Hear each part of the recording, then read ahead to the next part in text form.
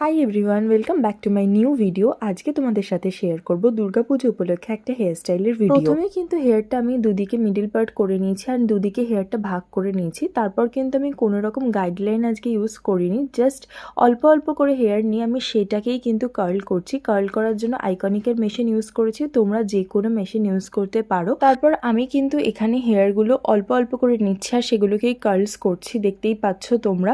আর এই ধরনের হেয়ার স্টাইলটা ভীষণ ইজি হয়, কারণ এক্ষেত্রে কিন্তু তোমাদের কোনো রকম সেকশন ক্লিপ দিয়ে সেকশন করতে হবে না। সেলফ মেকআপের জন্য বা সেলফ ইউজের জন্য এই ট্রিক্সটা তোমরা ফলো করে দেখতে পারো। খুব কম সময়ের মধ্যে তাড়াতাড়ি একটা সফট কার্লস লুক কিন্তু তোমরা পেয়ে যাবে। আর দেখতেই পেলে যে আমার পুরো হেয়ারটা কিন্তু কার্ল করা হয়ে গেছে। এবার আমি হাত দিয়ে পুরো হেয়ারটাকে কম করে নিচ্ছি, তোমরা চাইলে প্যাডেল ব্রাশও ইউজ করতে পারো। তো এটাই হচ্ছে আমার ফুল অ্যান্ড ফাইনাল লুকটা।